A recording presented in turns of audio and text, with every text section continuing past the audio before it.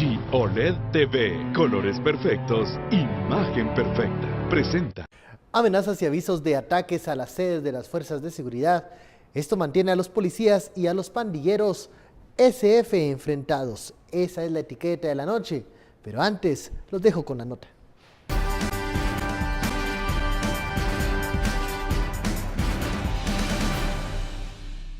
Una serie de llamadas han interceptado a las fuerzas de seguridad a pandilleros, donde están planificando ataques armados en contra de policías, en su mayoría en contra de investigadores policíacos que han llevado atrás de las rejas a bandas de sicarios. Un claro ejemplo de estos ataques armados es el que se registró ayer en Ciudad Real, donde fueron detenidas dos mujeres quienes dispararon en contra de policías que se trasladaban en una autopatrulla policíaca.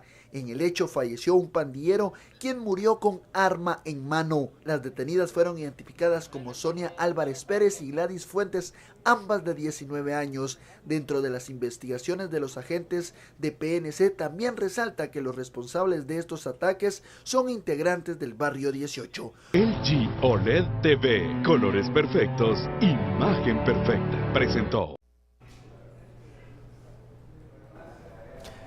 Bienvenidos a Sin Filtro, noche de lunes, empezamos la semana ya. Durante el fin de semana se registran algunos ataques entre presuntos pandilleros y elementos de la Policía Nacional Civil. Ese es el tema de la noche, la etiqueta SF enfrentados. Damos la bienvenida a nuestros analistas, Fernando Espina y Estor Zapeta. Muy buenas noches. Buenas noches. Bueno, esta fecha próxima, el 15 de agosto, se cumple el aniversario de un enfrentamiento entre la Mara Salvatrucha y el barrio 18. Ya las autoridades de seguridad están alertas en cárceles y en algunas áreas de la ciudad para evitar enfrentamientos. Sin embargo, el tema es complejo y qué es lo que puede pasar en las próximas horas y lo que hemos visto ya de este enfrentamiento entre un presunto pandillero y elementos de la Policía Nacional Civil. Estor. El 15 de agosto es, dentro de la tradición de mareros, por ejemplo, tiene que ver mucho con la simbología, tiene que ver mucho con la iconografía. Mareros que son por lo menos fieles a, por ejemplo, la Virgen de la Asunción, versus mareros de Salvatruchas, que son, su iconografía corresponde a la Virgen de Guadalupe. Entonces, aún en ese campo, que es un campo tal vez que conocemos muy poco, la mayoría de guatemaltecos, aún en ese campo se dan esas batallas fuertes, no solo por posicionamiento, sino territorialidad, y esas batallas generalmente inician en las cárceles. De hecho, 15 de agosto ha sido una fecha generalmente de motines, y también el rompimiento de cierto acuerdo que había entre barrio 18 y barrio 13, y la guerra que hemos visto territorial a nivel nacional. La reacción, el modus operandi de los mareros es generalmente atacar a la PNC. Y aquí es donde yo creo que, y empiezan con la PNC, atacar a todos, pero la PNC es muy importante. Atacar sobre todo subcomisarías o comisarías, pero todas subcomisarías. De hecho, la subcomisaría de Villahermosa, la subcomisaría del área de la zona 12, ¿verdad? Ahí por el Segma, es una de las que ha sido siempre más atacadas, el Mezquital y hasta toda la parte de abajo, porque tienen forma de huir desde ahí. Pero no ha sido la única, en la zona 18 también ha habido, y cuando uno ve el histórico de ataques a comisarías, uno ve que en realidad terminan rodeando, por ejemplo, Ciudad Quetzal, terminan Villanueva, terminan aquí el Búcaro y Mezquital, y luego también zona 18, un poquito en el área de Santa Catarina Pinula, pero ahí es donde empieza la policía. Aquí la policía tiene varios elementos que yo creo que no podemos digamos, dejar de mencionar, que son positivos para no solo la policía, sino la ciudadanía. Primero está el MOPSIC, ¿verdad? El sistema por el cual la policía puede obtener una inteligencia fresca, rápida, que sea pertinente y sobre todo que les permita accionar en protección, no solamente de los agentes de la policía, sino de toda la población. Lógico que le quieran pegar a la policía, porque pegándole a la policía entonces le pegan a toda la población. Digamos que esto es como una advertencia, ya que muchas personas saben, ya es una alerta que año con año llega para el 15 de agosto. ¿Por qué no se evitan? ¿Por qué no funcionan los planes de inteligencia para evitar cualquier enfrentamiento? ¿Qué es lo que está pasando, Fernando? Bueno, en realidad el fenómeno de las maras es un fenómeno complejo por varias razones, pero me quisiera referir a tres para atender a la pregunta que me estás planteando.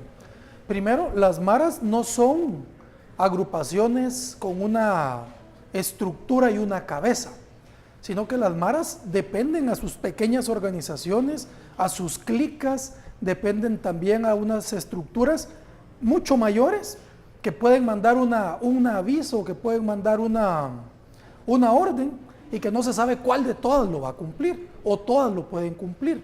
Entonces, si bien la policía puede tener una nota, la inteligencia puede captar una nota y esa nota dice, es día de hacer atentados para conmemorar lo que ya nos comentaba Estuardo. Entonces, esa nota puede ir dirigida a cualquiera de las clicas. Y si uno quita a la cabeza de una de las clicas, vienen otros que están dispuestos a cumplirlas. Entonces, el fenómeno de las maras es un fenómeno que ya nos supera a nosotros como país, como sociedad. Es un fenómeno que vemos que en El Salvador ya se habla de un enfrentamiento, prácticamente al nivel de un enfrentamiento armado entre los cuerpos de seguridad y las maras. Lo que en alguna vez se vivió enfrentamiento entre la guerrilla y el ejército, ahora están viviendo un enfrentamiento entre maras y aparatos de seguridad. Y además las maras también tienen esta función o han ocupado una función que la sociedad y el aparato estatal ha dejado de cumplir. Y esa función que la sociedad y el aparato estatal ha dejado de cumplir es el del orden familiar. Las maras proliferan en aquellos espacios donde hay hogares desintegrados, donde hay pobreza, donde hay niños solos. Entonces, ¿qué es lo que pasa? Que muchas personas tienen que salir a trabajar, padre, madre y hermanos mayores tienen que salir a trabajar y los niños se quedan solos en los barrios y son cuidados y son de alguna forma vinculados hacia las maras. Y entonces, ¿qué pasa? Que días como estos ponen pruebas. Hay días en los que ellos tienen que demostrar que tienen la capacidad, que están con todo el interés y la lealtad de ser parte de la mara.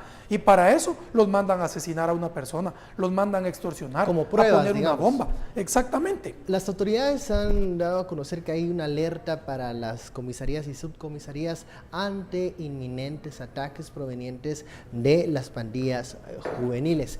Ante esa situación se habla de dos posibilidades para contrarrestar esta amenaza. Una potencia de fuego, sería la primera, para contrarrestar eso, y otra la prevención para evitar que ese tejido social se rompa y proliferen las pandillas.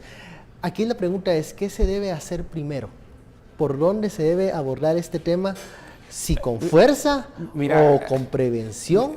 Mira, lo que hemos visto y ya decías, en El Salvador y ya también de Honduras es otro caso que tenemos que tomar en cuenta, y ahora curiosamente el mismo presidente Donald Trump en Estados Unidos ha denunciado la presencia de maras en por lo menos 40 ciudades o muchos estados, sobre todo California. Hicieron redadas en Los Ángeles, ¿verdad?, de maras, y maras en el sentido guatemalteco, en el sentido salvadoreño, en el sentido hondureño. Y es que lo visto y lo que ha pasado es que a mayor ataque a las maras, más fortaleza de las maras. Parecerá una paradoja, pero no lo es. De hecho, la expectativa de las maras es que los ataquen. Esto los hace fuertes y esto pone a prueba a muchos de sus nuevos miembros.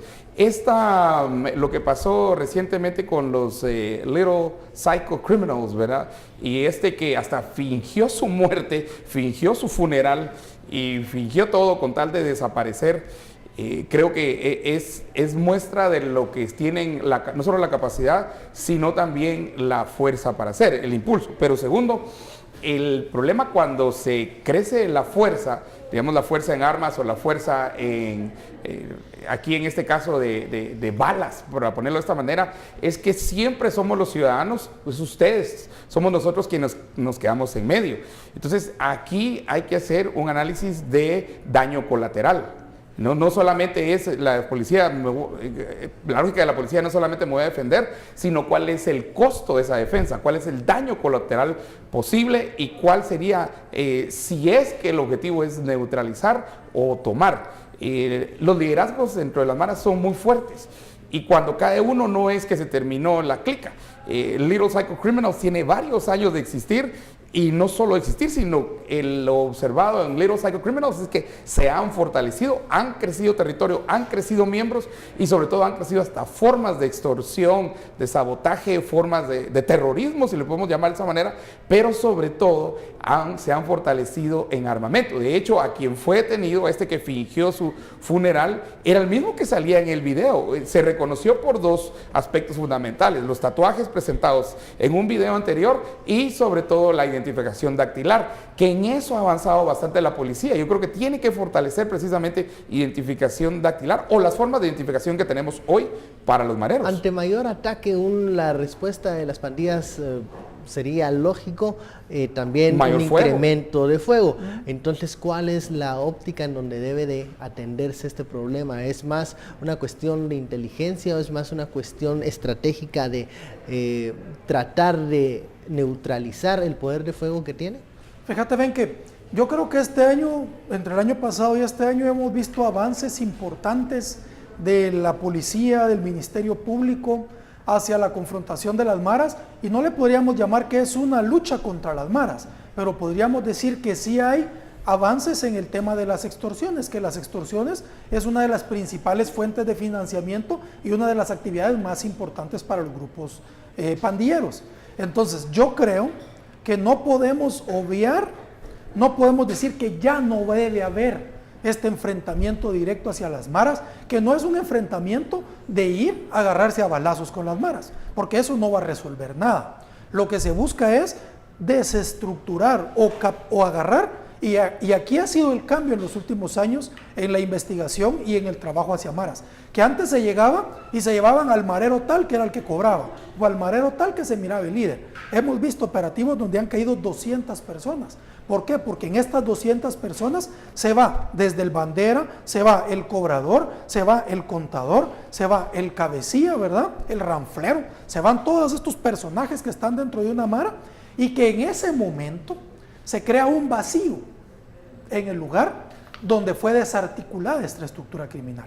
Pero ¿qué es lo que sucede? Tenemos por un lado al Ministerio Público y al grupo de fuerza de la policía desarticulando, pero no tenemos al Estado, no tenemos a la otra parte de la policía, que ¿qué es lo que debería hacer? Llegar y antes de que la mara se rearticule con nuevos elementos, llegan, toman el barrio y hacen prevención social. Esto debería de suceder, pero si esto no pasa, si se crea ese vacío momentáneo de poder y nadie lo toma, habían unos chiquitos que estaban abajo viendo cómo funcionaban las cosas o tratando de aprender, y lo que ellos estaban esperando era la oportunidad para llegar a ser los líderes de la mara. Recuerden que está dicho que un pandillero difícilmente llega a los 30 años. Entonces, ¿qué es lo que ellos hacen? Están dispuestos a lo que sea para vivir lo mejor posible los años que tienen. Y empiezan a los 8 años. Entonces, ni fuego, ni prevención, ni lucha. Hay que hacer una articulación entre estas. Difícil articulación hasta este momento. Vamos a la primera pausa de la noche. La etiqueta SF Enfrentados. Seguimos hablando de este tema.